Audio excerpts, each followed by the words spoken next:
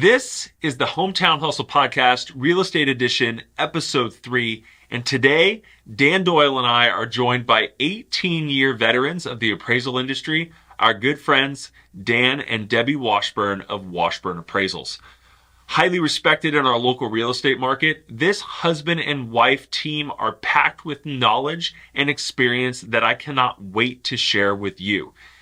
In this episode, we dive into the complex world of property valuations, from the basics of how appraisals work to the most advanced techniques, and we'll also explore the ways in which appraisals are used in the real estate industry, from buying and selling homes to mortgage lending, how those industries intertwine with one another, and some common misunderstandings between appraisers, mortgage lenders, and people like me, real estate brokers. Now, whether you're a consumer, a real estate professional, or just curious about the appraisal process, this podcast has something for you. So let's get it going. Debbie and Dan, thank you for being here. Thank you. Thank you. All right. Let's get right into it real quick. You've been in the industry now for how long? 18 years. 18 years as appraisers. And you were changing tires before. He was. Is that right? Yeah. I was changing tires. She was the secretary. She was the secretary. Yeah. Nice work, Not at Dan. the same store. Nice work. Not at the same store. Is that just a coincidence? No, we were actually married while I was working at Les Schwab. She was working elsewhere. Okay. And then she got on in Medford. Okay. As secretary. All right. So for those who don't know you, give us just a brief overview of just who you are, how long you've lived in the area. Obviously, we know that you've been in the business now for 18 years, but yeah. Well, I was born and raised here. Okay. Went to school out in North Valley.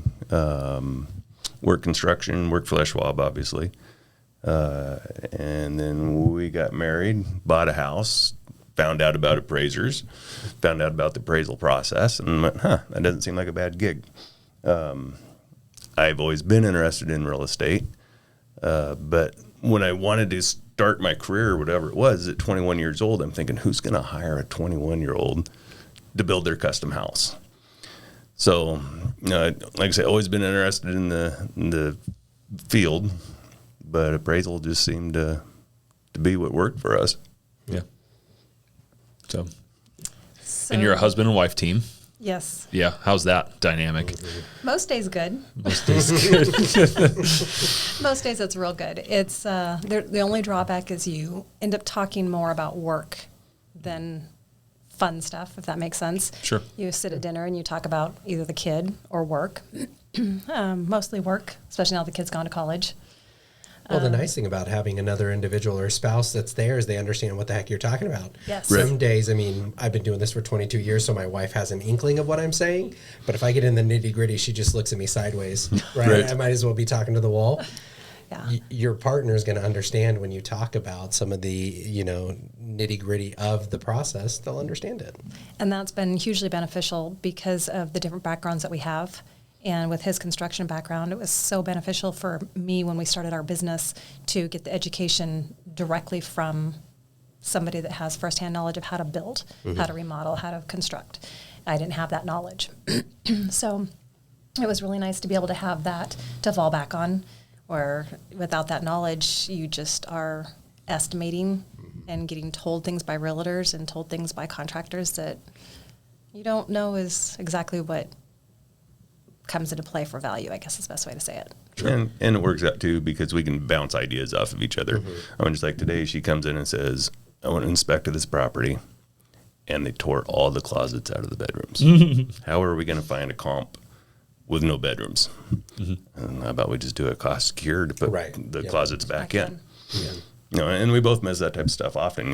We'll say, how do we do this? And then the other one comes up with the obvious answer, like, yeah, of course. Yeah, that's great. Yeah, right. As opposed to sitting on hold waiting for higher ups or Fannie Mae or FHA or whatever to give you the answer. Right. So really quick, do you mind if we take a jaunt down cost secure lane? Let's jaunt down. We're going to dive right in. Yeah. Do we want to cover what appraisals are in the first place? I guess we can, and then we'll go to cost secure. Let's start. Yeah. I'm going to try not to be a kid in a candy store today. Right? Like, just He'll have to tone me back a little bit. But Yeah, this is great. Dan, you're a total mortgage nerd, but remember who we're talking to. Yeah. So, cost to cure. Woo! I'm so excited. Yeah. No, before we go to cost to cure, let's talk quickly about the difference between a home inspection and an appraisal, because that is a common misconception that I get a lot with buyers is an appraisal inspection versus a home inspection, which are two completely different things. Talk to me about what an appraisal is, and then we can mix in the home inspection part afterwards. So basically, the appraisal is all for the money. It's for the bank to determine if the value is there. So if your house is on the market for in contract for $400,000, the appraiser is going to determine if it's worth that $400,000. On the very basic loan types, conventional, we're going to do a very minimal inspection versus a home inspection in relation. Right. So it's making sure the quality's there, the conditions there, it's structurally sound, no safety issues, things like that, and determine the final value for the bank to loan the money. The home inspector is going to be crawling everywhere, under and over, and turning on light switches, checking outlets, checking everything, and we don't do that. Their inspection on the same house that we would do, their inspection is going to take them an hour. It's going to take us 20 to 30 minutes. Now our paperwork is going to take us 4 to 6 hours. Theirs is going to take them an hour. But if you do an FHA or USDA, VA, obviously that gets more detailed. But there's a significant difference. The home inspector has nothing to do with value at all. Right. And on the flip side of that, with the borrower, they get to see the home inspection to make sure they are comfortable with it and if they want to come back with any repairs. Appraisers do not see a home inspection report. We hope they don't. But I've had realtors send them to me. Yeah. And say they want an item called out because they want it repaired. Well, once we know about something, we can't unsee what you've seen. Exactly. Yep. And I have had realtors come back and go, "Oh, we changed our mind. We don't have the funds to fix that." Or they want one thing fixed and they send the whole report over. So then now we know everything that's wrong with the house. And they're like, "No, we don't want all that." And we're like, "Sorry, you sent it to us. We know about it now." Yeah. Yeah. Yeah, no, I get the question, or not the question, but the comment a lot. Is this house going to pass inspection? And most of the time people mean a home inspection. And that's like a common misconception, because a house could very well not pass an appraisal inspection for whatever guideline is, being called out for. But a home inspection is strictly for just the buyer's purposes, like just to find out about the house and what's wrong with it, potentially what's wrong and what could go wrong, in which it doesn't pass or fail, right? An appraisal, in fact, can stop a loan from happening if those conditions don't get fixed. Right. Correct. Yeah. Because as far as I know, the lenders do not see the home inspection either, do they? If we can avoid it.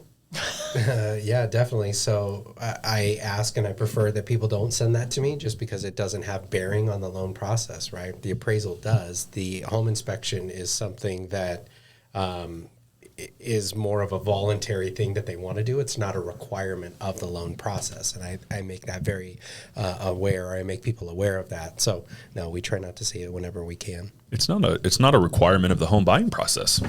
It's just, it's there for a buyer. It's an option. It's a contingency if they want it. They don't have to. Yeah. And I think that's often, it's a misconception. They should. They absolutely should. But they don't have to. I wouldn't buy a house without one. No.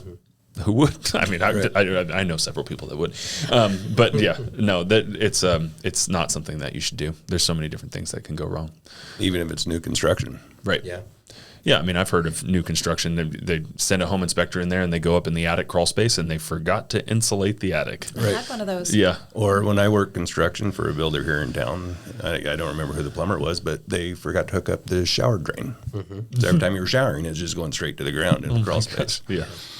Yeah. But I think you put it very well when you said, them getting the inspection report and having that inspection report, it's not a pass or a fail. I think people see that it's almost like a buyer beware. It's for them.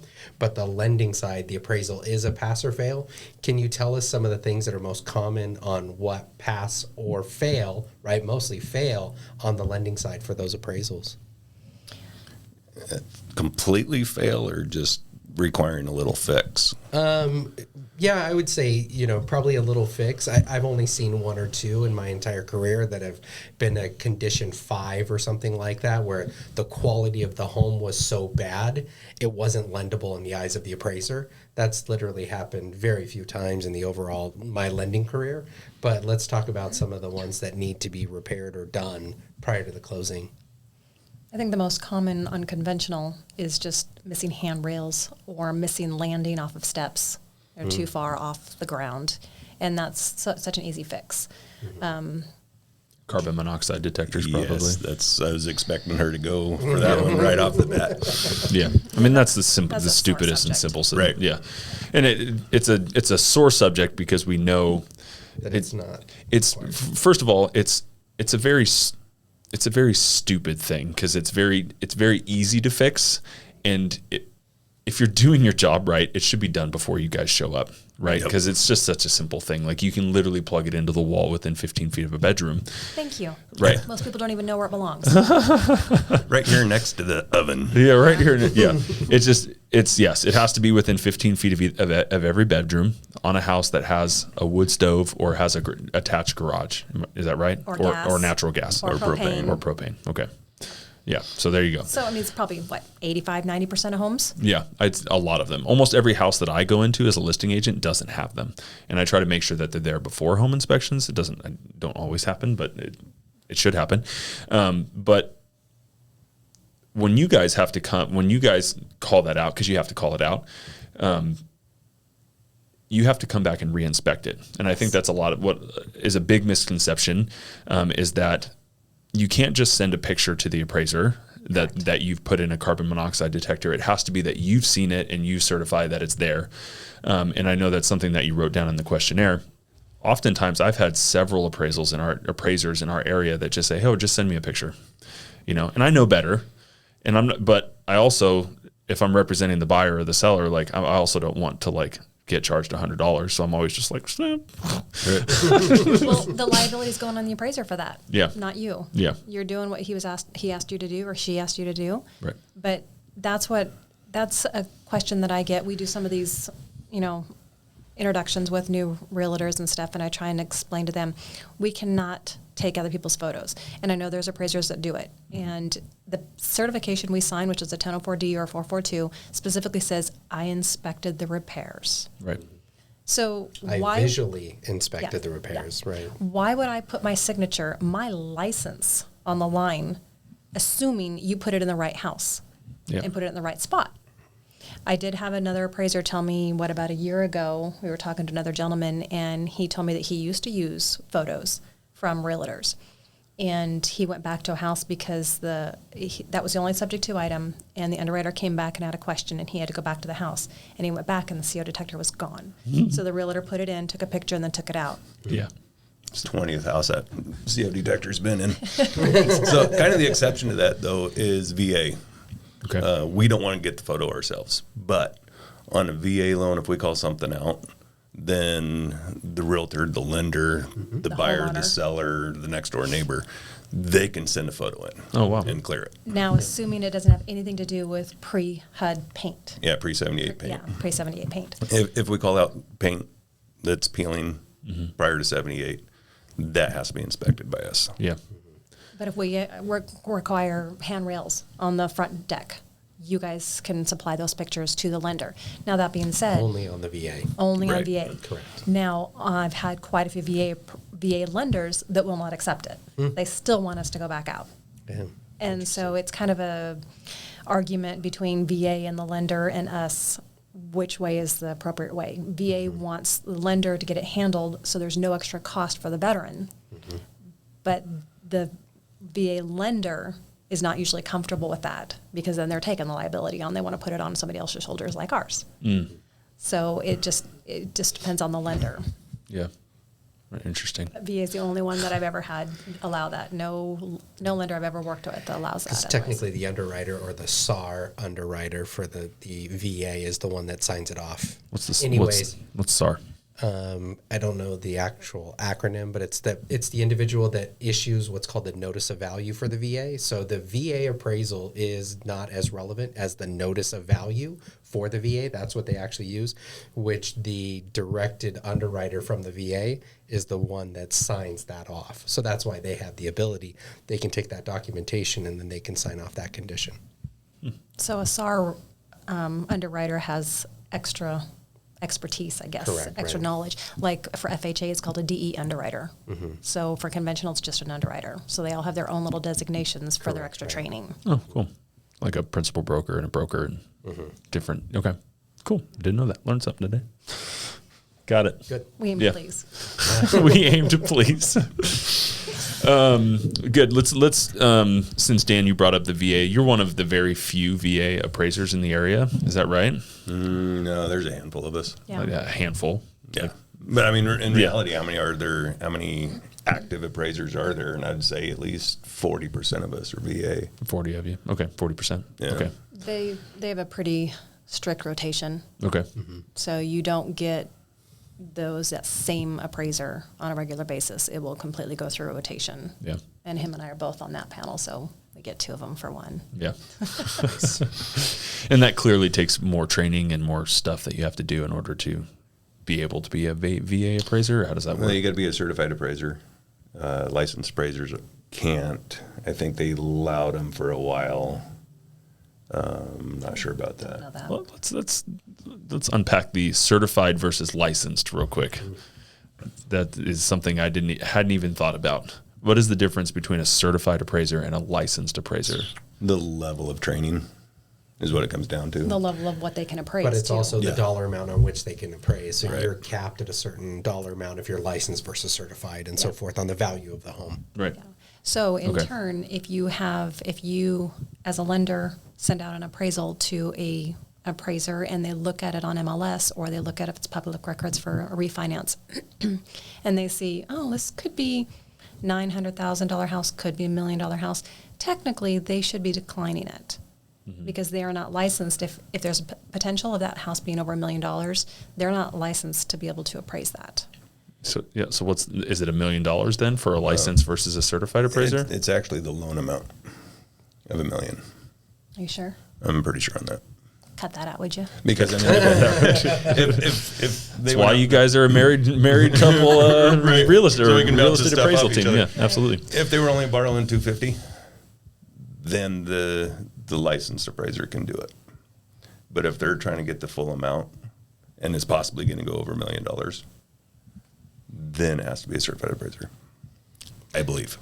It's going to be a fun post edit. This is the point. This is exactly. the Right. We did this for 2 hours. We got 10 minutes of material.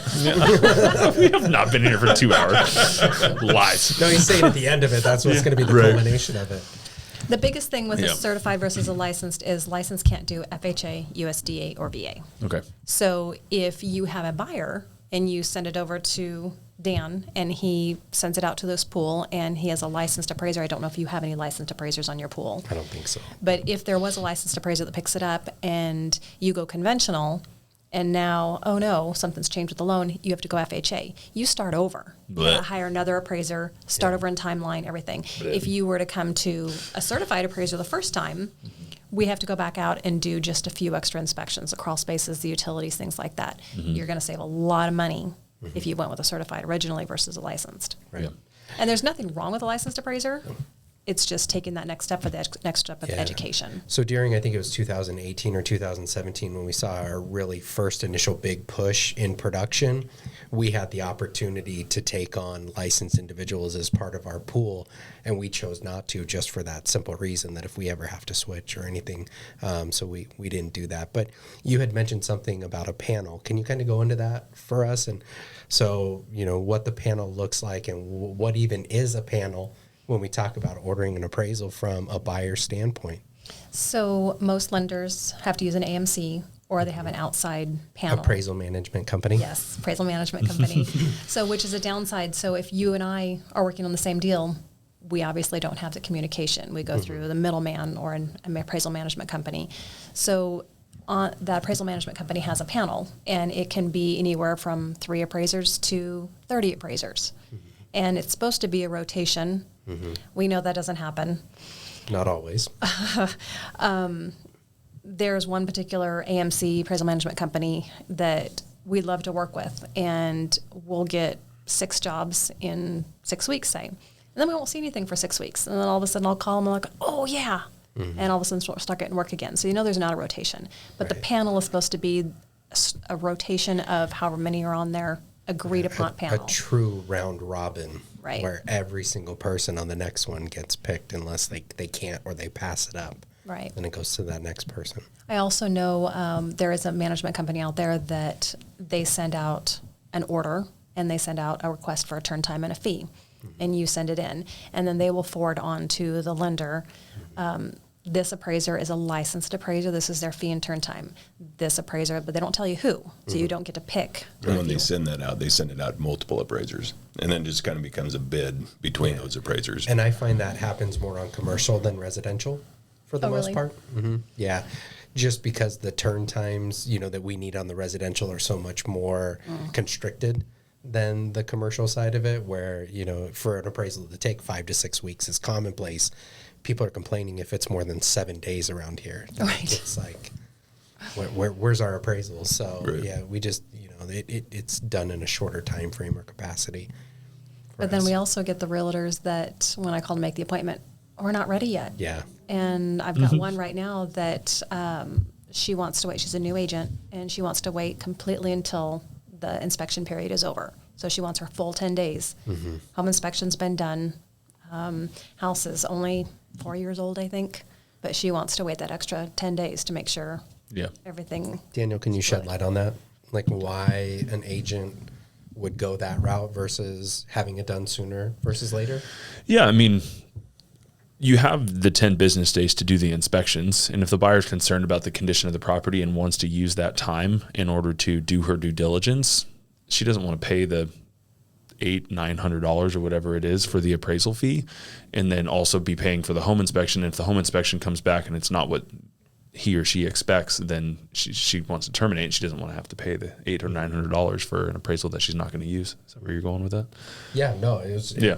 I didn't have a destination in mind. It was Yeah. an open-ended question. Yeah, no, I mean, and that's the idea, and so that's why it is kind of important to kind of get everything like going in a line. But often, I mean, we've had in the past couple of years, it's been so hard to get an appraisal like on time that if somebody calls you, it's like, yep, we'll take it. Right. You got to jump on it because you just never know when that next appointment's going to come up. Well, that's the struggle as the lender. So we have 2 options. We either wait that 10 days and we order it once it's done. So technically, as a lender, we can order that appraisal as soon as the consumer has signed their intent to proceed on their disclosures. That gives us authorization to be able to do it at that time. The problem is if we wait until everybody's time frames on what they want to do, and we've given them the 10 or 17 days, whatever the time frame is, then they're saying, oh, well, now we want the appraisal ASAP, where we missed our benchmarks to be able to do that. It becomes very challenging as the lender when everybody wants their opportunity to do their due diligence, but then wants the value right away after that time frame. Well, if we don't order the appraisal until that 10th day, we're barely going to make a closing date. Barely. Yeah. That's the difficulty or the hard, time in balancing that. And I think that's why it's important to, as soon as you get into escrow for a real estate broker, is to order the inspection right away. Like your home inspection. Get that on the schedule as soon as possible because everything is kind of hindering on the appraisal and how long that takes to get it back and get for the lender to process it and get all the closing and stuff done. And that's why it's so important to just get that stuff going. I've seen so many times where in the contract, they have a certain number of days in order to order of the inspections, but it's like, you got to do it. You got to do it right away. As soon as you get notice that as soon as you get the paperwork back, it's like, call the guy up, go. Yeah. So, and I encourage people that are in that position, and it may be challenging for you guys on scheduling, but I say, okay, well, let's go ahead and get that appraisal ordered. Then just plan on getting the appraisal inspection done once the house inspection is completed. That way you're able to make sure that everything's been signed off, everything's been done, it's been negotiated, but we still have you guys on the books to be able to accomplish the time frame that we need for a transaction. We're no longer at 45 days. We're at, we need to close within 28 days, 31 days right now. So it's tough to balance that. And that's pretty easy, I think, right now with the slower volume, because we're turning them in a week or 4 or 5 business days. Yep.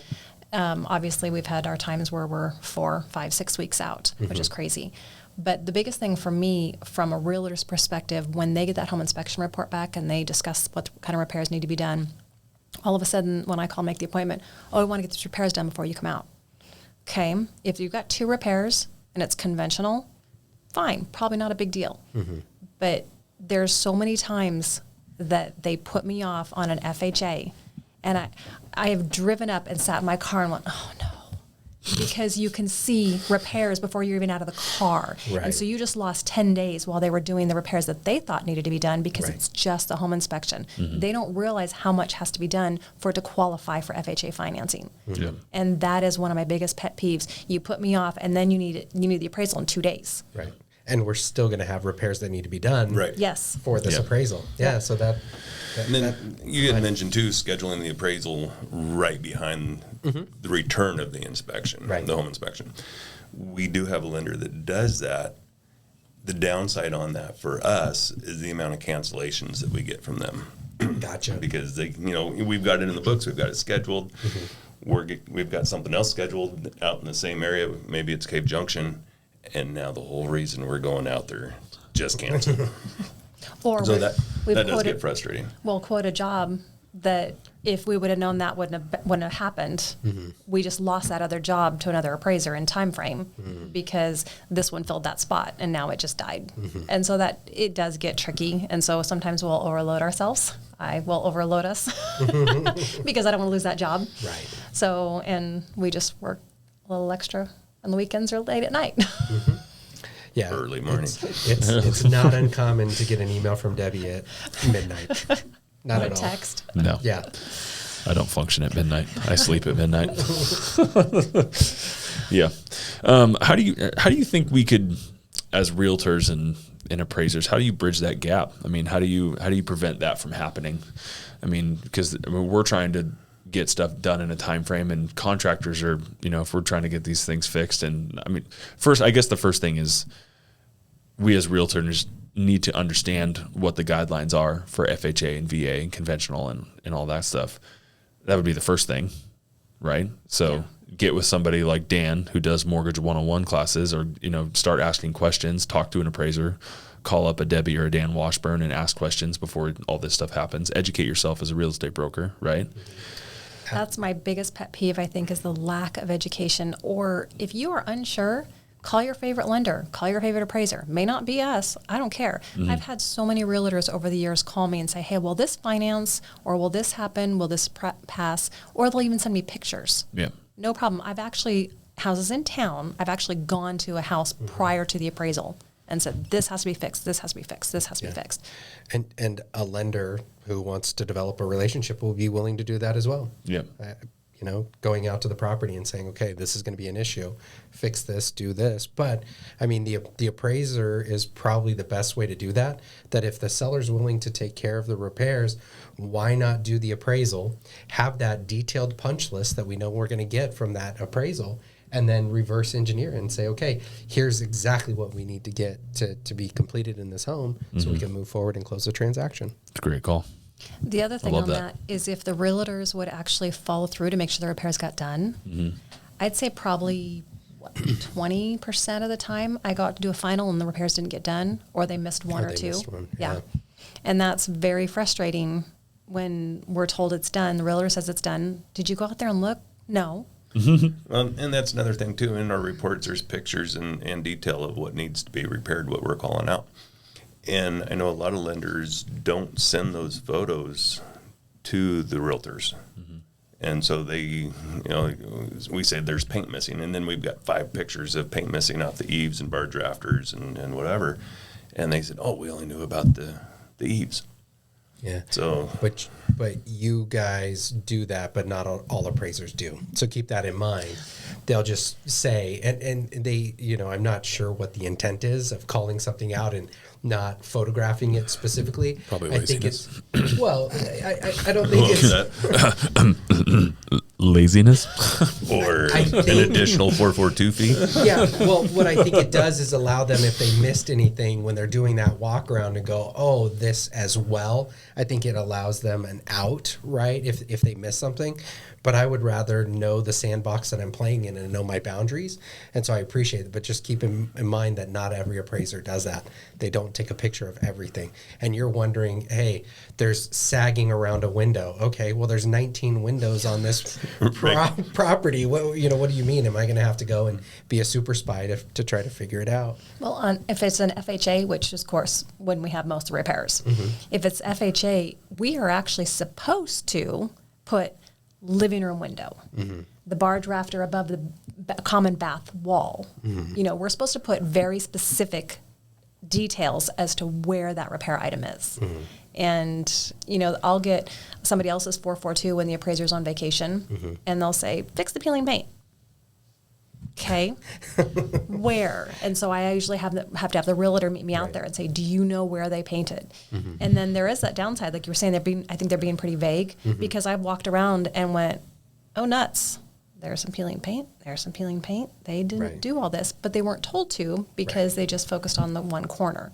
And that makes Or it whatever hard. they thought Right. needed to be done Yeah. and completed. Yeah. And speaking of FHA and final inspections, it has to be the whole property. FHA yes. isn't just wanting the value on the house or the repairs done on the house, or so many times that we even get phone calls, It's a Do you shed. mean the chicken coop? Yes, Yes, the pump we- house. Yeah. or even the fence. the fence. Yes, I mean, to me that's like, ugh. But I mean, that's the guideline. We got to call it Yeah, out. understood. Yeah, so if you've got peeling paint on a shed or a pump house or, a garage, barn. it has to meet FHA guidelines. They want the whole property to meet their guidelines, not just the house. And Yep. we get that call pretty regularly. Yeah. Well, I didn't know the shed had to meet their guidelines. Hey, sorry for the interruption. Just wanted to remind you that if you're enjoying this podcast, please subscribe to our channel, hit that little thumbs up button down there at the bottom, and leave us a comment. Your support is greatly appreciated. Let's get back to it.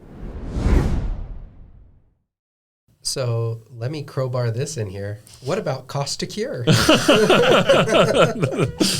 So while we're on the topic of crappy chicken coops that have to be repainted, Cost to cure. can there be We're a back. cost to cure to remove that? And please explain cost to cure. Go ahead. Cost to cure is the cost to fix the issue.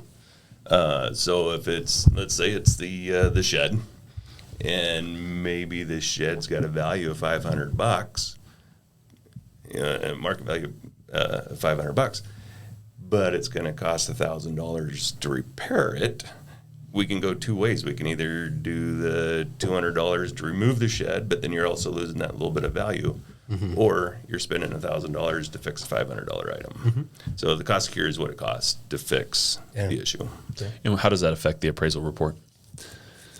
Is- Like, can you still, like, you get an appraisal back, chicken coop needs to get painted, or can you personally, as an appraiser, do like a cost to cure where it's like, okay, we're going to take $500 of value off the property just because this thing's not painted? Is that what you mean by that? No, if it's removed, if it's it's taken removed. away, right? If it's removed. So, for example, something that may be better than a chicken coop, and we actually had this on a transaction. They took a garage and they converted it into a bedroom, but it really wasn't a good bedroom. The house had more value with a one-car garage than it did for the structure that was built inside of that garage. So they just took the bedroom out. Take the bedroom out, we get more value. So the cost to cure makes for sense. that was to Remove the interior remove walls. the interior walls. Now we have a higher priced home with that garage. Yeah, that makes a lot of sense now. So something else that realtors don't realize is if we give it value as if it's repaired, say a shed, so $500, let's say.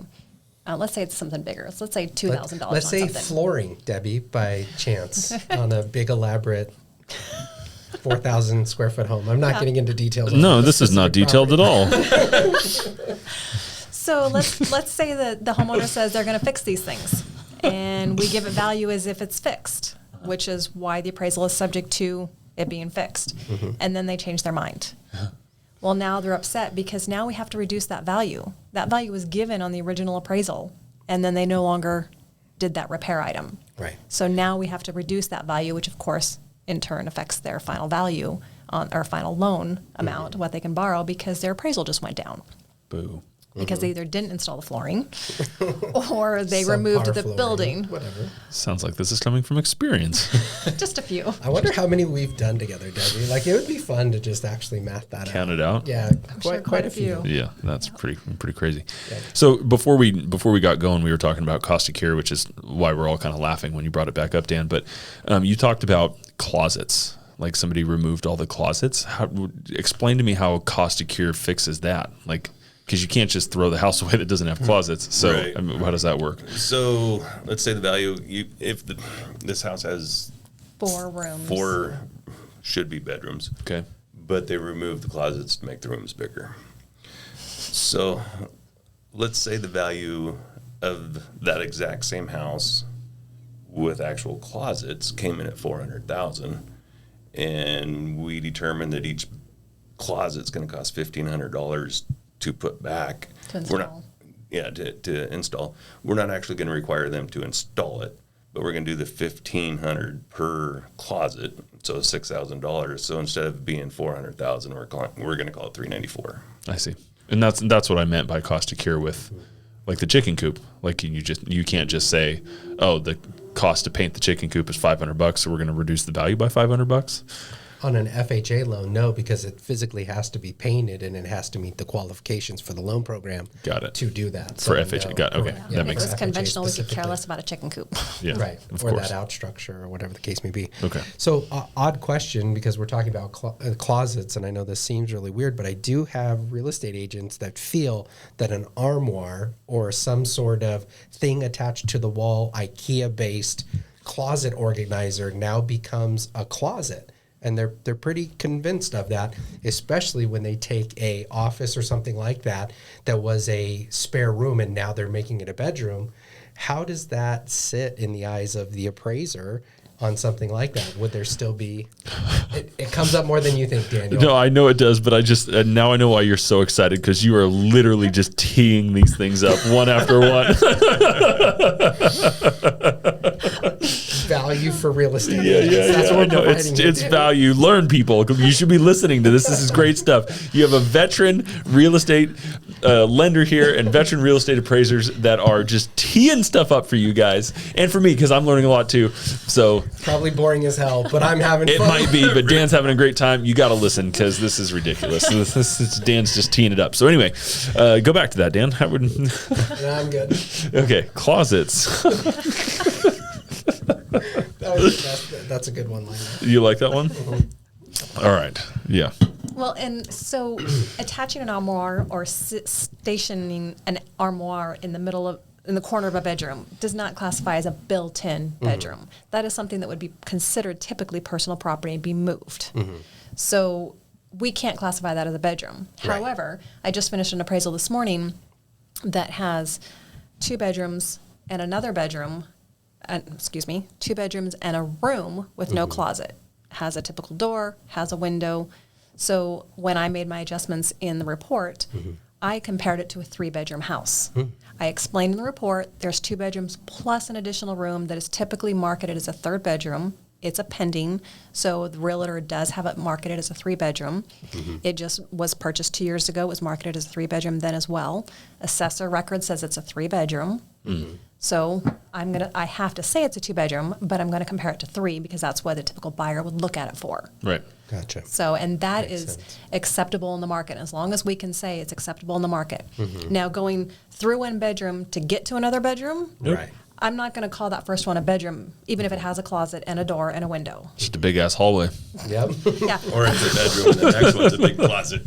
Yeah. Walk-in closet, depending on the sizes. I've called them offices or dens. You know, Sitting areas. yeah, we can get creative. Yeah, we gotta Yeah. get creative.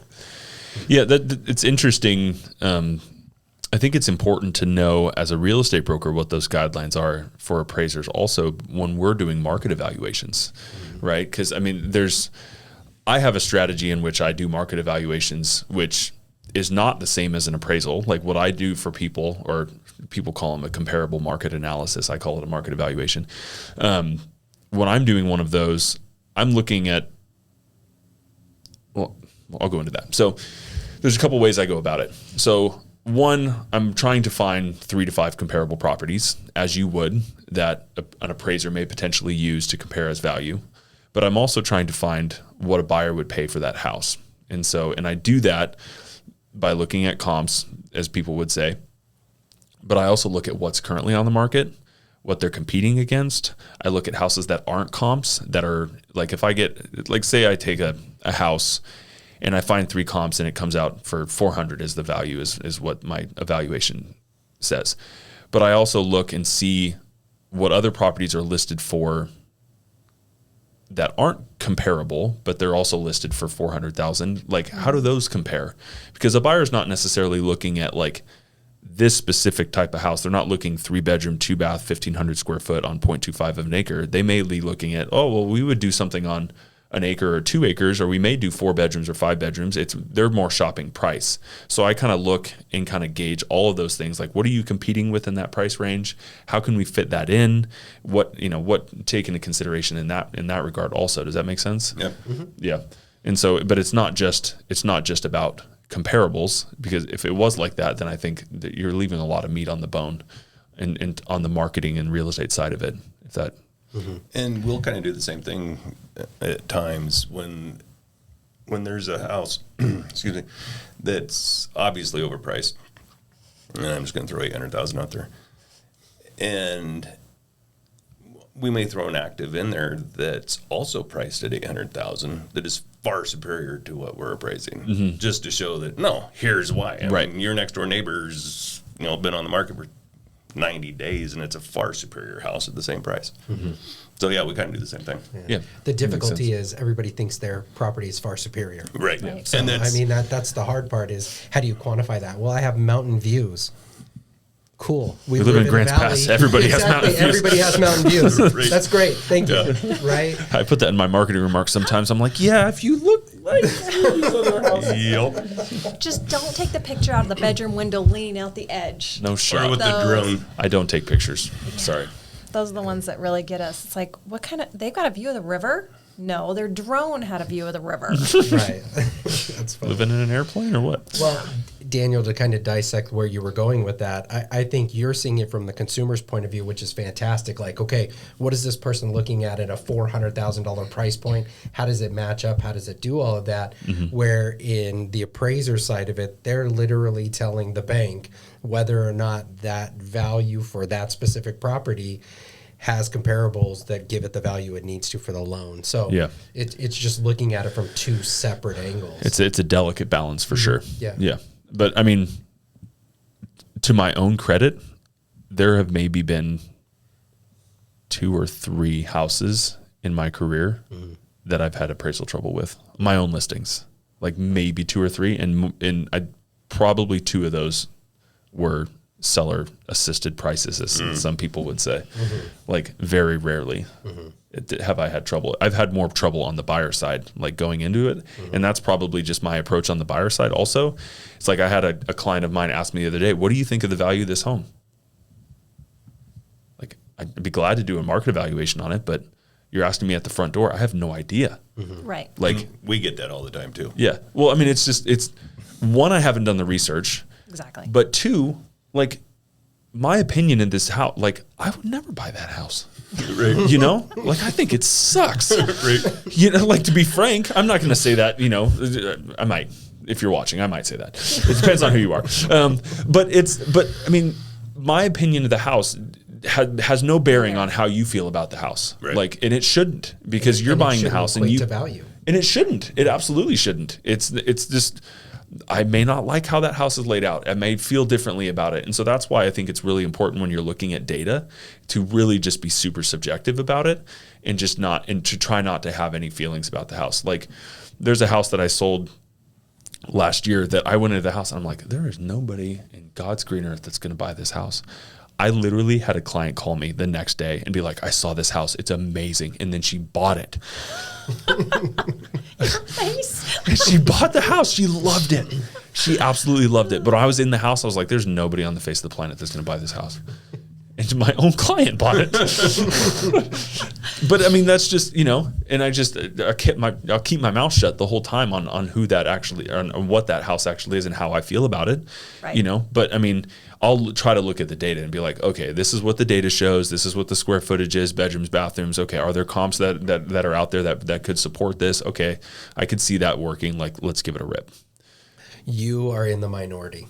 I'll just tell you that right now. The fact that you go through and do all of that before the client sees or like puts in an offer or anything like that, I'll ask them, did your real estate agent pull the comps for you so we know that we're making, because they're concerned about value? And the answer is no, right? Mm-hmm. Unfortunately, some buyers think that the CMA that the agents do is the appraisal, which that is a very difficult conversation. My agent already gave me the value, right? That's very hard for that conversation to happen. But a lot of people are going in blind and relying on the listing agent that they did their due diligence to come up with that value. And that is a very big struggle in our world. Yeah. Well, we'll call a realtor, we'll call the listing agent or the buyer's agent and say, especially the buyer's agent. And I say, okay, I can't discuss value with you, but send me your comps that you pulled. Oh, I didn't pull any. Send us a copy of your CMA. Yeah. And they didn't do it. Right. So how do you expect me to hit value if you haven't even done your own research to see if the value is there? Yep. Again, they were relying on the listing agent to have done what they needed to do. But it can be a seller-driven value, as you put it. Exactly. So Of course. Appropriately, which, what does a seller know?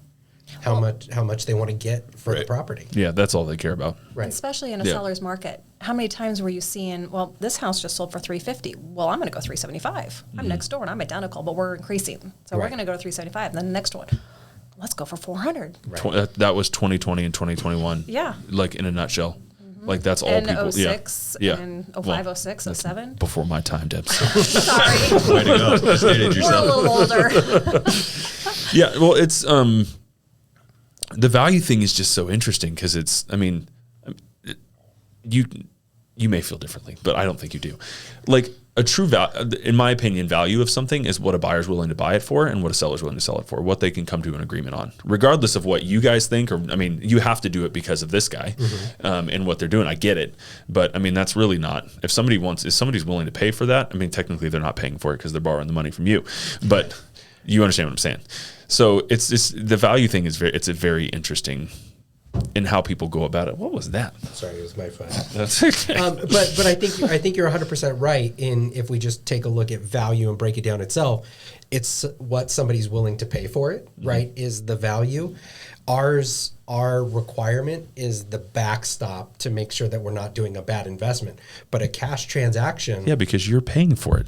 right? And Correct. that's the part that buyers miss or sellers miss, is that the buyer isn't paying for it when they're getting a loan. He is. Well, not he is, but Nations is. Right. Like it's not, they're not, you're not using your own money.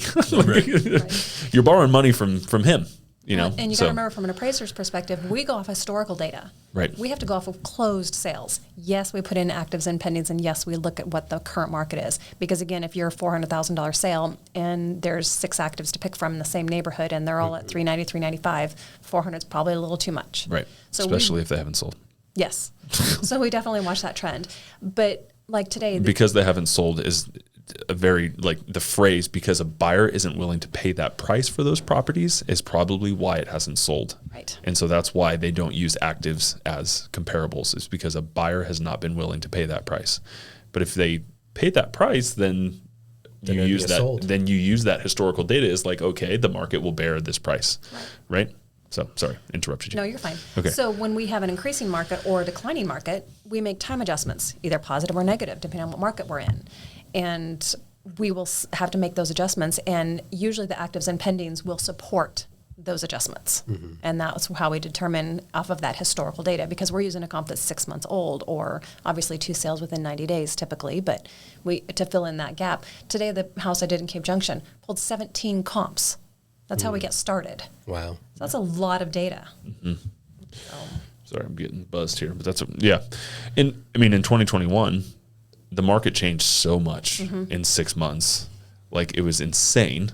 And so for me, as a listing agent, you know, trying to market somebody's property, doing a market evaluation was so challenging.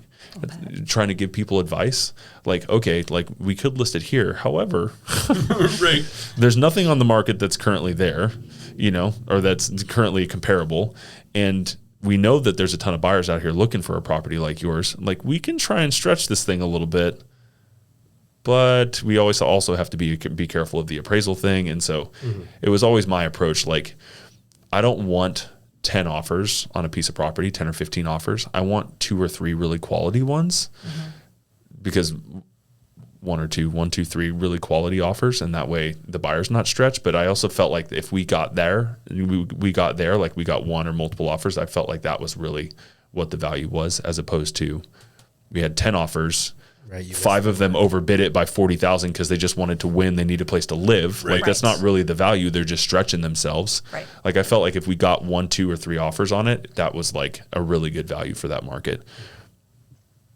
That was just my But even approach if to the it. appraisal came in low during that, even if that appraisal came in low during that time frame, typically the buyers were paying over that amount, and that was up to secure them. it. But that's their money. It's their prerogative. Correct. Yeah. Or right, because yeah. of the amount of money that they were putting down, we were actually seeing waivers, appraisal waivers in that stretch or in that price point. I know.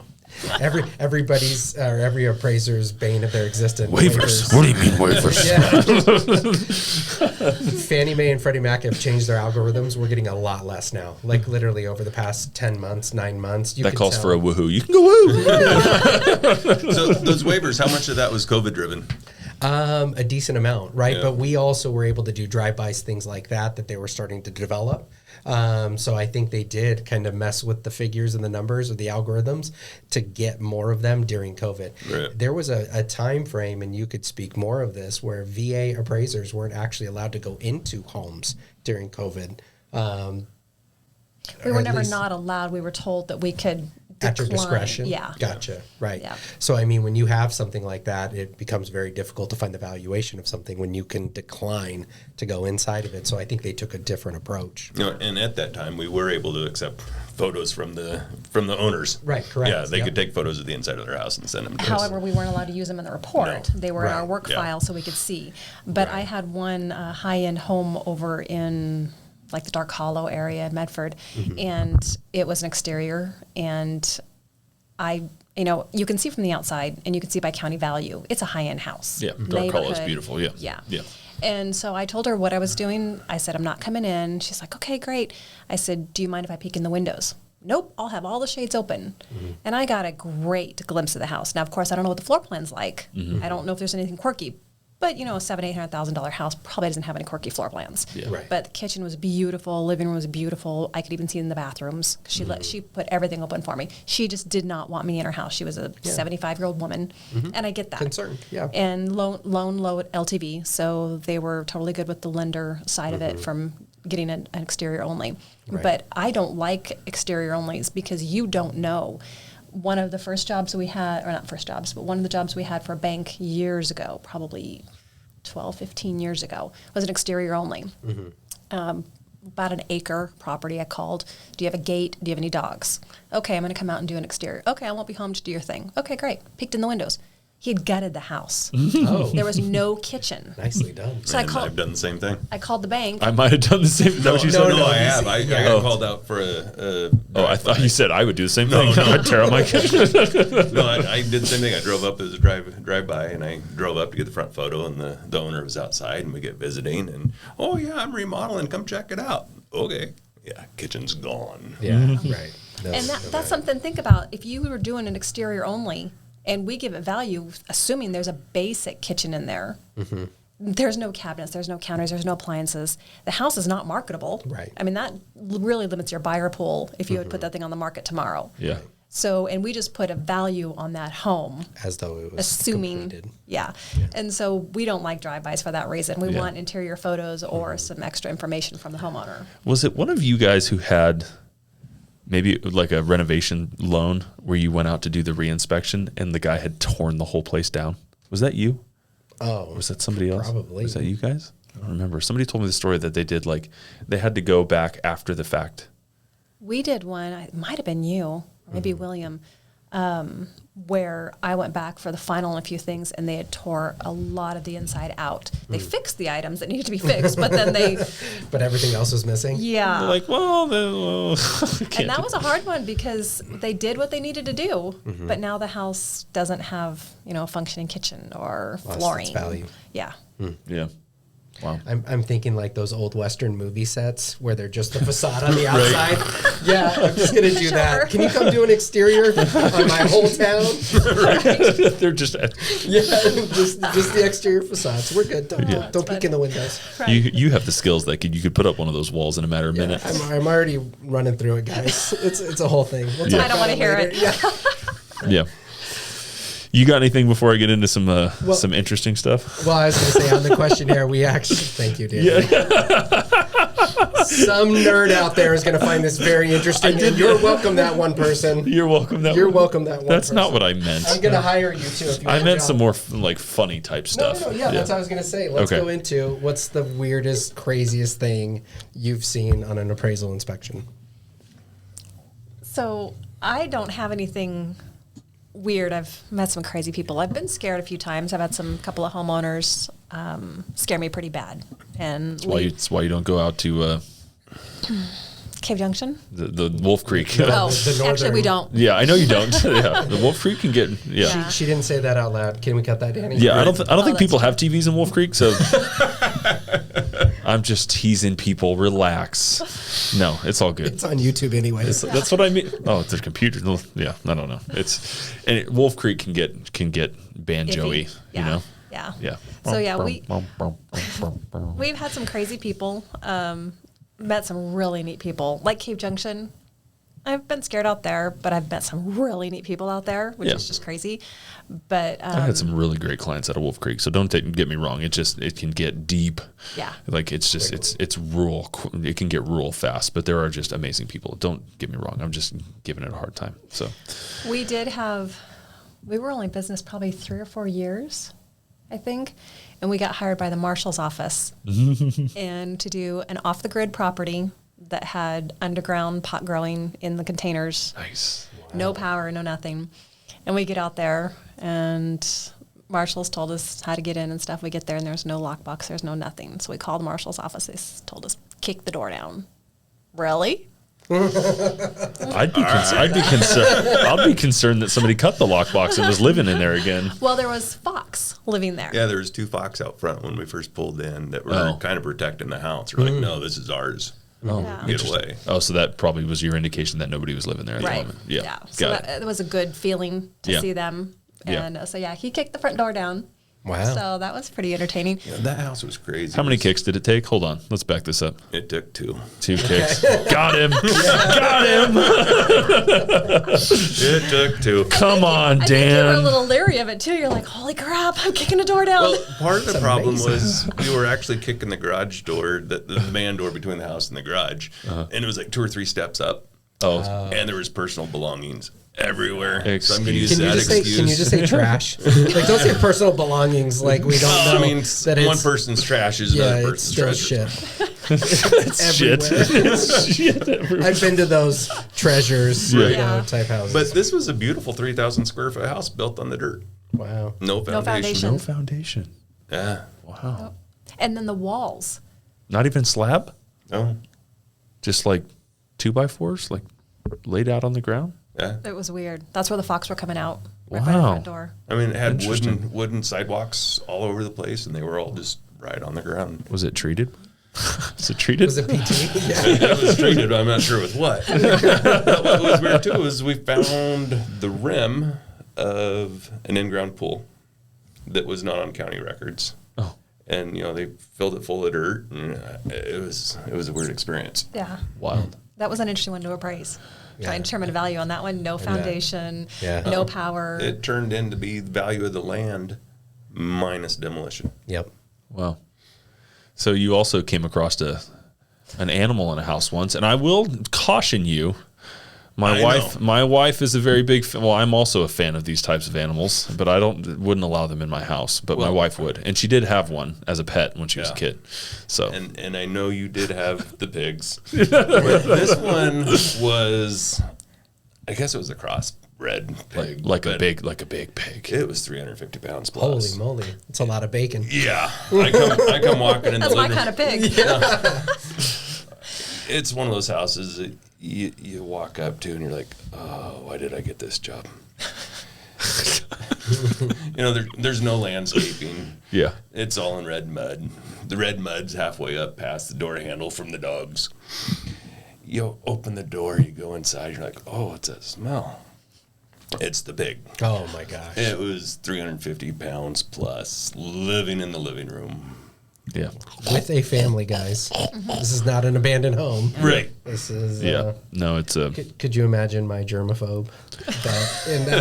Yeah, I went on a ride along with my sheriff buddy in Jackson County once, and we went. There was a call for a deceased person, like a, what do you call those? Deceased person. No, is it, a will. Not a good Friday night. No, what do they call it? Like a will, like a check. welfare welfare check. check. Yeah, we went for a welfare check, and she wasn't doing too good. But we went into the house, and like every piece of carpet was crunchy. There was animal feces all over the floor, stuff piled everywhere. Like she was face down in her own pet filth. Like it was just, it's sick. Like people like.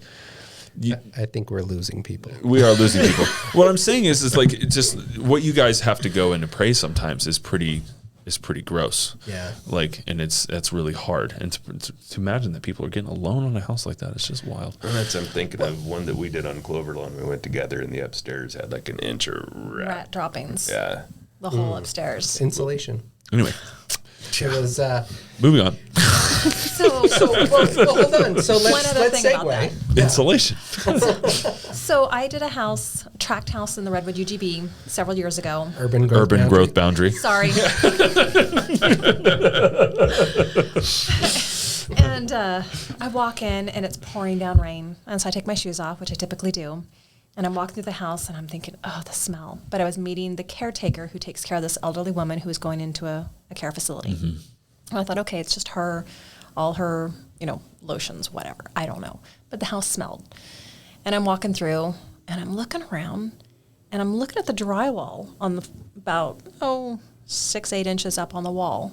Like, why is the drywall falling off the wall? The texture. Couldn't figure it out.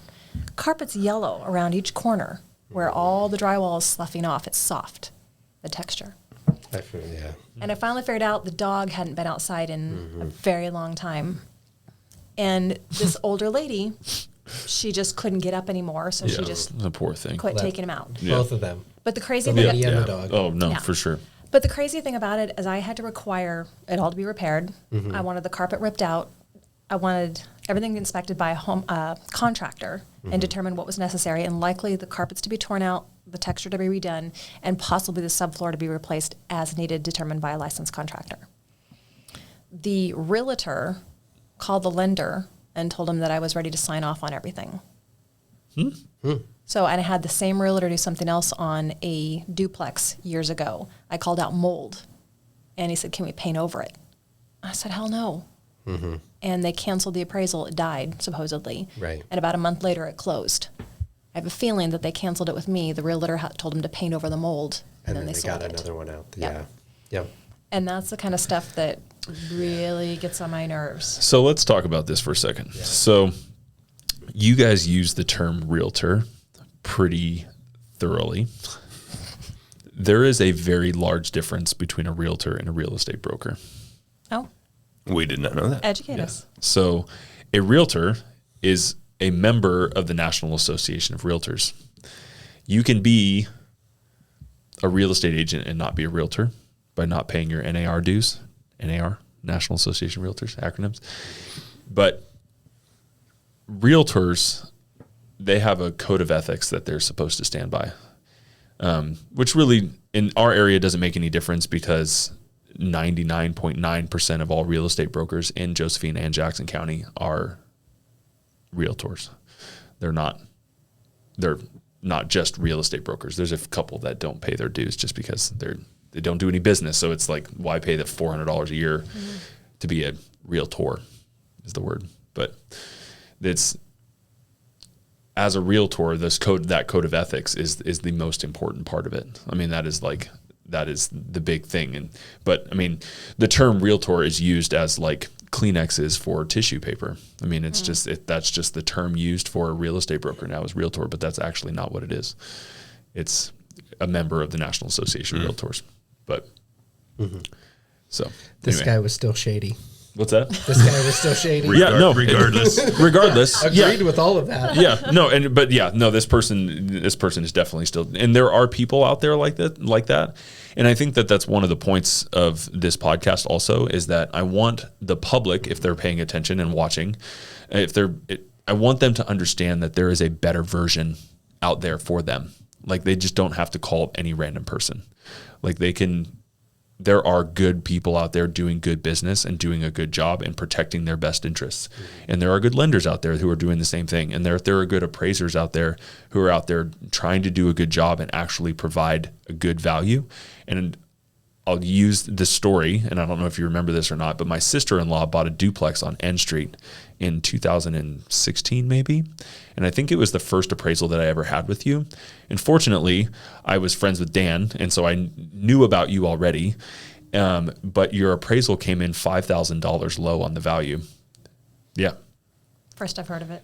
Yeah. That's the whole reason we got asked in here today. No. To confront Why us. did that happen that day? No, but this is the point. This is the point that I'm trying to make.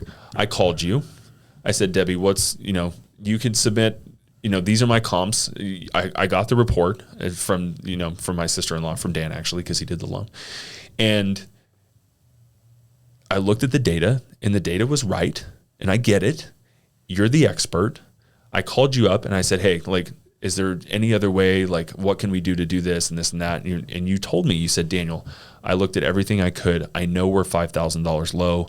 I get it. I understand it's frustrating. It's minuscule. I get it. But I literally cannot find $5,000 more value in the property. And I said, okay, Debbie, thank you. And I went and we negotiated it out in the deal. Like, I think we ended up splitting it or whatever. I think my sister-in-law came up with more money, or half of the $5,000, $2,500, and the seller came up with the other $2,500, or lowered her price by $2,500. But the point I'm making is that, and we talked about this with Vanessa on the podcast, you cannot call another professional and scream at them because they're doing their job. It's one thing to be not even. Let's just say there's another appraiser out there who's just, they suck. They just really did a really bad, you look at their report, there's mistakes, there's other comps out there that could be used. You cannot just call them and scream at them and call them an asshole, or call them stupid, or do whatever it is, and expect it to turn out well for you. Right. That's just not going to happen. For this one or the next one. Right. Yeah. That's the problem. We're going to remember who you are. Yeah, I don't understand how people can think that by screaming at somebody they're going to be like, "Oh, Okay. you're right. Oh my gosh, thank you so much for calling out my stupidity." Get real, people. Right. You need to call and be a professional and treat those people with courtesy. Hey, did you consider this? Okay, maybe not. And maybe that person on the other side is combative. That's what you have to deal with, and then you have to figure out another solution. But you cannot just call them and be ridiculous, because one, you're going to have to work with that person again. And imagine if I would have called you and been Debbie, that's ridiculous. This is, you can't fight, you would have never looked at me the same way ever again. Right. And how many of these have we done together? A lot. Countless. Well, not countless. I'm sure we can count them, but I'm not like this guy. I can't count my deals here. I can't count my deals, but anyway. Well, I think it's not only how you interact with that individual, but you're asking the appraiser to draw a line in the sand and take a stance. In my opinion, if you're coming after somebody like that, then you're wanting them to double down on why they did what they did, as opposed to exploratory, looking at options and say, hey, you know what? I'm human. I'm fallible, right? That's the response that you want to get.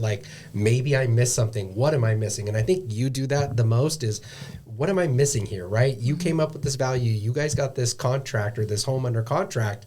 I'm not seeing it. What can you provide me to help me see it better? Well, I had one not too long ago with one of my favorite female realtors, brokers. Real estate agents. Thank you. We did this property together, a double wide out in the country, and I came in short, and she called me up and she goes, "What happened?" And I said, "It's 1,100 square feet. There's not a lot of wiggle room." She goes, "Well, did you know it had this and this and this and this things I didn't know about because I couldn't see it? They drilled into the walls and added insulation in the interior rooms. They did all kinds of extra things. They changed out all the I hate that word. Polybutylene. Thank you. They changed all that out. They changed We need out an acronym for polybutylene. I know. PV piping. Yeah, here we go. They did a lot of things that I didn't know about because nobody told me. It wasn't on the listing. The realtor didn't meet me out there. There was no details. Sometimes the realtors will put a list of details as the attached documents on the MLS page. Thank you, Daniel. Those are the kind of things that make a difference in value. And if we don't know those, so I revised my report and I actually came in high over sales price after coming in short. Yeah, because that's cool. there was a lot of things. And I have no issue looking over my appraisal again if there's something that I missed. Yeah. Right. But to Daniel's point, if you come in and you act unprofessional, you're taking that ability or that desire for you. You may have to at some point, but you're taking the desire that you want to help that individual out. Right. I think that's the really important thing. I do think that this is an awesome segue into reconsideration of value. Yeah. Just because we're already on the topic and what it looks like. So from your guys' perspective, reconsideration of value on a low appraisal, what does it look like? What should the real estate agents be doing to help their cause, to help their case? Let's back up real quick first. So for consumers, when you're buying a house and you have an appraisal and the appraisal comes in low on the value, first of all, as a buyer, you should want that because then you don't have to pay as much. You may not have to pay as much. But anyway, what you can do is you can submit for what they call a reconsideration of value. Proceed, Washburns. So the reconsideration of value has to go through the lender. So at that point, once the appraisal's in, the real estate agent cannot send comps to me. Right. They have to go through. Now, you can send them to me prior to the appraisal being finished if you want me to consider something. But once the value's in, they send them to the lender who then forwards them on to me. Some lenders have their own specific ways. I've seen some pre-printed forms, and they want 3 closed sales. They want the real estate agent to fill out that form, put in the square footage, the year built, the bedroom, bath count, the garage, outbuildings. And even make adjustments sometimes. Sometimes, yeah. But a lot of times they just forward them on to me, onto us. And so we'll review them and see if there's anything that we didn't see. Because we run a neighborhood search and we run a radius search. Well, I had one the other day out in Sunny Valley, and I asked the realtor to send me comps. We did Tidewater, which we can go into that as well. And she sent me a comp in Cave Junction. Cave Junction in Sunny Valley, there's no way I can use a comp it was 38.7 miles away. It may be similar buyers. But yeah. So I'll shed some light on that. Yes, I understand you can't use it because it's so far away. In terms of when we're doing a market evaluation for people, I do look at properties in Cave Junction when doing that kind of stuff, only because a buyer who's looking in Sunny Valley or Wolf Creek is probably looking in Cave Junction, is probably looking in Williams also. They want something, they want something rural, they want something out of town. That's what they want.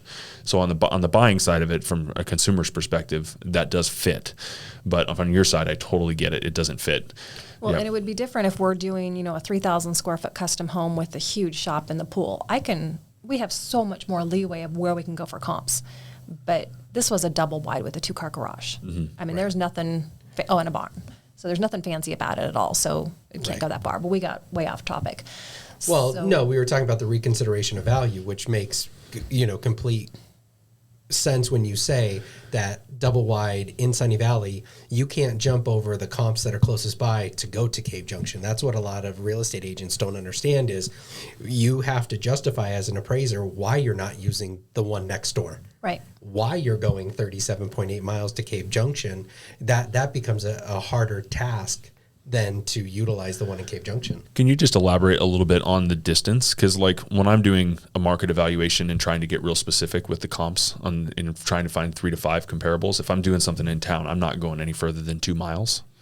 So when I'm running comps, if I'm doing something in the Northeast, the first place I'm going to look is in the Northeast, in that neighborhood. If I can't bracket some attribute of that property in the Northeast, then I'm probably going to jump across over to Northwest. If I still can't find it there, then I'm going to do a radius search. Right. And I'll start going out. But, I mean, it's got to be pretty special. Yeah, because have to do similar neighborhoods, northwest, northeast, northwest, not a huge Right. difference, right? Same thing with like southeast, southwest, and Grants Pass. Like you're comparing neighborhoods, so Right. I mean that is the ideal in the same neighborhood. And that's actually a Fannie Mae requirement. They want you in that neighborhood. Actually, they use the census data. Okay, And I don't follow the actual census data, but I'm sticking within that neighborhood. yeah, sorry, yeah, no, that's anyway. I'm just trying to shed some more clarification. Yeah. That's all. So Yeah. No, I think So it's like really on a property in town that's happens to be on like a point, 3.5, that's a pretty good sized lot for in town. Right. So we'll run up to the northeast scenic, northwest scenic. What are those other streets up there? You go up. You know. yeah, the one Take it right. north of Interstate 5. Right. Yeah. Yeah, that's a great location to find half-acre parcels or 0.6 or something to bracket that larger square footage Right. or larger lot size, because those are important features for a lot of people. They Right. want that little extra space, but they want to be in town. They want those town utilities or the city schools where they, the kids can walk to school or something like that. Yeah. Same thing on south side of town for like Delsey and Messman and in like that neighborhood. All those lots are Right. quarter acre bigger. Right. Yeah. Same idea. So with that reconsideration of value, if we take a look and We're getting back to it. Back to the nerdy stuff. thank you. Good job, Dan. No, so on that, reconsideration of value. So once it goes out, like, and the lender then provides you guys the information or the details, then what's the type of response that you give back to the real estate agent? So we'll put it in the report. We have to add those to the report, and we First of all, if I can inject here. yes. Typically, if an agent is sending us comps or it's coming from the lender, we only want 3. Right. We had, That's 17. that's the exact number that somebody sent us one time. Weird. And it wasn't you. No. I know better. But yeah, they sent us 17 comps. And when they send 17 comps, I'm not even going to look at it. Yeah.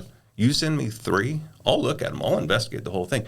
And it is amazing, too, that you run comps. We kind of end up running comps twice because you run comps for the initial search that you're going to use. And then when we do our report, we're doing a neighborhood study. And all the sales will come up in that neighborhood that within the parameters that you put in there. And there's times when, the report's almost done. I'm doing that part of the search. I'm like, oh, look at that comp. And all of a sudden we're injecting that in there. And it's like, oh, that's the best comp out of all of them. Yeah. And that's also Good or bad? Yeah, good or bad. And there are times when agents send us the 3 comparables.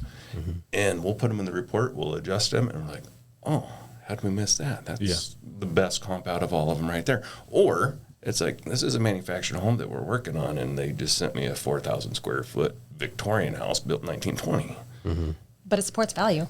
So why can't you use it? I don't understand. Yeah. What am I missing? Yeah. No doubt. So Debbie, you had mentioned Tidewater when you were going through. So just for the help of the veterans that are out there, the VA buyers, Tidewater becomes a little bit more of a challenge when we're in a declining market. I feel that VA, and I may be wrong on this, but I feel that VA has a tendency to come in undervalue more than any other loan program for myself as a lender. Really? Yep. Some of it is because the appraisers themselves that are the VA certified appraisers feel like they're helping the veteran out by making sure that last dollar or whatever is, given to them and they're not being abused as a veteran. Well, that's sweet, but not right. Well, and not only that, it creates a lot of headache and hassle for the other individuals that are part of that transaction. They don't see the ramifications of it. But explain Tidewater a little bit, because there are a lot of new real estate agents that when they get that Tidewater email, they have no idea. They don't know whether to grab their wetsuit, surfboards, snorkel, like Liquid death, baby. Murder your thirst. Yeah, right. Tide water, literally. It's the new flavor. It's so weird. In today's day and age, you can Google anything. Like, you picked up the phone and called me. You didn't even Google, like, Tidewater before you called me. So I appreciate that. But let's break it down. So Tidewater is just VA. And it is something that we invoke if we are coming in short on value. And it gives the realtor... it's okay. We're pretty much all of us are realtors, so it's okay. Okay. Yeah. It gives you 2 full days to supply the appraiser with comps that support your sales price. Again, they have to be similar. 2 full days. If you don't have anything, I put in my email, you've got 2 days to supply me with 3 closed sales. So I don't want actives. I don't want pennies. I can't use them. And if you do not have them to support it, please let me know so I can finish up the report. There's no point in taking 2 extra days waiting to see if you're going to respond. Probably about 60% of the time, I only hear from one agent. The other agent never even responds, and I send it to both agents and the lender because the lender needs to know what's going on. But that gives the realtor 2 full days to find comparables, and it doesn't typically happen. I think the one time that I got Tidewater from you, I looked at your comps and I'm like, nope, those are the ones I've used. Spot on. Sorry, yep, right on, Debbie. Good job. Yeah, and that's something that, we can discuss. Appraisers and any realtor can discuss comps. We can discuss the property. We just cannot discuss value. Yeah.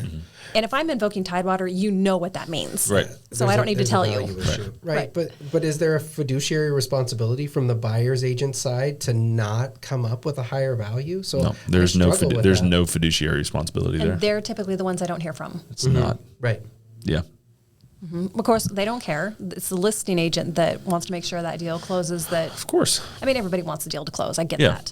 Yeah, but I mean, the buyer gets a lesser price than everything's. So let me ask you this: if an appraisal comes in, say $10,000 short, what's the chances of the buyer lowering the price? Or the buyer coming up with the money? I'm sorry, the seller. Yeah. Seller lowering the price? I think that depends on the real estate broker. Yeah. And the seller. How did you get $10,000 off? First off, right? That becomes a big component of the conversation. Yeah. I mean, because to me, the buyer should be helping out on that Tidewater to help close that deal. Sure. Because if they're not, and the seller says, well, I'm not going to sell it for that, then they just lost out on the deal. And more importantly, the buyer just lost out. Yeah. And I think, again, that is a mindset that I think can be swayed from a real estate broker. Most recent appraisal issue I had was on a buyer thing. The buyer ended up coming up with 3/4 of the difference. Yeah. Was that about right? Mm-hmm. And it was a large difference, but he wanted the house. And so he just felt like that was what it is. And he felt like I made an agreement to do this. And so I'm going to come up with it. And the seller made a small adjustment, but not much. But I think it depends on the seller and the mindset of the other real estate broker and how they put it in and how they do that. Like if you're selling a property with me and that happens, we're going to have a conversation. Hey, we can ask the buyer to come up with this money. You can lower the price by 10 grand. If you don't, and he doesn't come up with the money, then you're potentially going back on the market and we have to start this process all over again. It's just more time, and time is money in this case. And so it's something that you need to consider. Like I don't try to push off my opinions on anything else. As a real estate broker, I think it's your job to just give people the resources that they need. Like this, if you do this, this is what could happen. If you do this, this is what could happen. If you do this, this is what could happen. What do you want to do? Right. And I think there's not a lot of real estate brokers that treat it that way. I think that there's a lot of people be like, oh, that's BS. Like you're not going to do that. I'm going to make the buyer come up with those funds, and that's not giving people options. That's invoking your opinion on the situation. And me personally, I don't think that's the right way to go about it. I want to be a resource for people. I don't want to boss people around or, because you could tell them that, oh, we're going to make them do this. And then the buyer walks away and then they're on the market for another 180 days. And then they're pissed at you because you didn't sell your house. And they probably had to lower it. And they probably had to lower their price. So these are your options or however many options you are. What do you want to do? And that's just the approach that I've been taught. Yeah. So And I think that's a respectable one because you're Right. presenting the options. Rochelle and I, we were out looking at RVs a little while ago, and we got into this little tiny one. I was like, dude, you need to talk my wife out of this one because I know she's going to love it. He said, that's not my job. My job is to provide the details of this motorhome to you, and then you guys make the decision. Yeah. Right? I think that needs to be taken into consideration in all of our professions, that here's the information, here's the data. Do with it as a consumer what you feel is best with the information we provided. Educated decision once they have all the data. Correct, once they have all the data. And I mean, you can use your experience. Like in my experience, like this doesn't usually turn out well, you know, like, I mean, but it's not, You're not leading. yeah, like this is, they're hiring you for that, to be a resource and for your experience as a real estate broker. So anyway, does that answer your question? It does. Okay. The seller's going to lower their price. Yeah. Right. More often than not, they want to get the job done. So yeah. I would say it's very, very rare that I don't have clients that aren't cooperative. I guess I'm just trying to understand why the buyer's agent doesn't Supply comps. supply comps and just totally ignores our emails. And, one, either send us some comps or say, hey, I've got nothing, I'm not going to proceed. Don't let me hold this up for another 2 days. Yeah. We started this conversation on lack of education and lack of training, right? So that's where this started out, at the beginning of our podcast. And I would say that that's a reason that you don't get a lot of that information, is because they may not necessarily know how to provide that to you, quite honestly.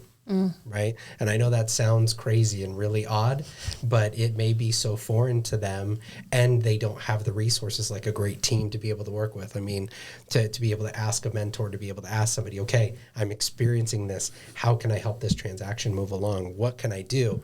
Did I miss the comps that should have been in there? All those questions, if they don't have a good support network, they don't know what to do because they don't know the next step or the action item. Right. Something I've thought about a couple times as we were talking, it's kind of off topic, but when a listing is put in MLS, if it's not, I don't know the right term, pinned in the correct location, Yeah. that makes a big difference for an appraiser. Oh, really? Absolutely. And that's where we find every once in a while, somebody will send us a comp. Because you're doing a radius how did we search. find- Yeah. how Or a did- neighborhood search. Yeah. Yeah. And so it won't come up. And then they'll send it to us. We're like, how did we miss that comp? Yeah. And Well- we'll finally figure out because we searched 1,000 to 1,500 square feet because ours is 1,250 or whatever, 12 and a half, something. So then we'll find a listing that the house itself is 1,000 square feet, but they've got an ADU of 500, so they listed it as 1,510 square feet or whatever the Yeah. numbers are. So I those fi- things make a difference. Yeah, I find that it's starting to become less common, but we also have a field in the multiple listing service of single family residence and then manufactured on land. And oftentimes people will put manufactured on land into the single family residence category. And so when I'm running my search for a single family residence, I don't want manufactured on land because it's not a comp, that it'll pop up and then I'll have to pull it out. But also when I go to look for manufactured on lands, they don't pop up because they're not listed as such. They're a single family residence. I think we find that more often. when we What look for we find is manufactured the homes. modular houses. Right. A house is, it's a manufactured home, but it's listed as a modular house. So maybe I'm doing something out in the North Valley neighborhood and I do my neighborhood search and it doesn't come up, so I don't use it. And then, we get what about this one? Had it been listed as a manufactured home instead of modular house, Right. I would have found it. Right. Yeah. And you'd be surprised how much an underwriter has access to MLS, public records.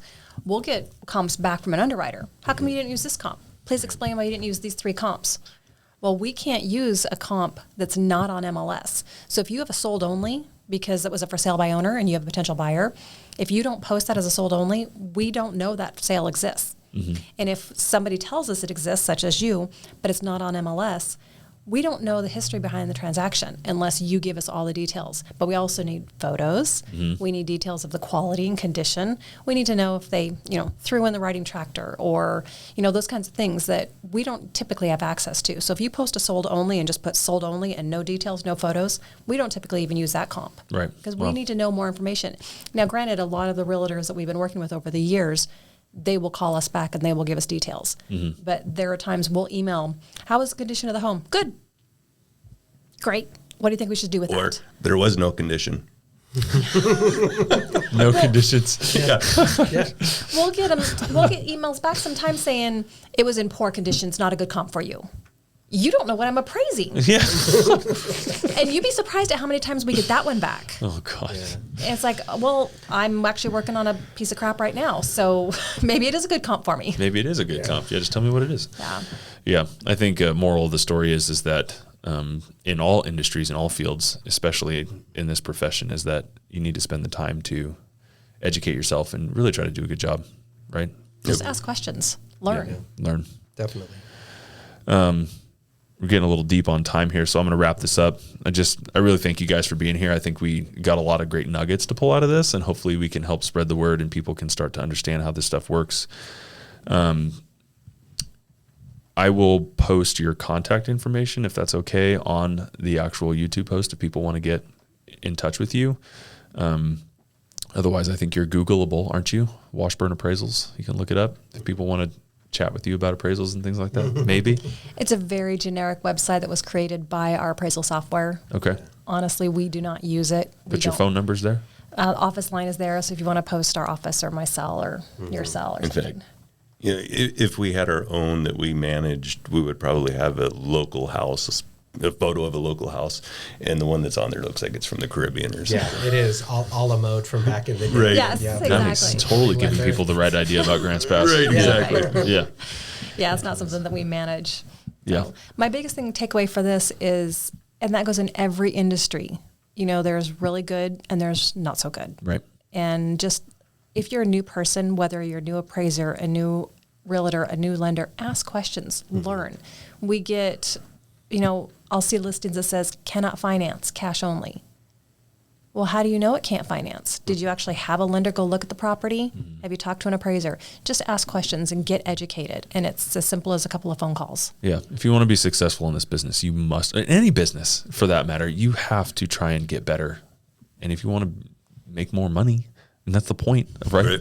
Right. We work hard so we can make money. Right. Right. That's why we're here. Yeah. I mean, we do want to have, you know, a roof over our head and feed our families and stuff. So, I mean, that is an important factor of it. So get out there, get educated. Thank you, Washburns. Thank you Thank guys you. so much. You bet. Absolutely. Thank you, Mr. D.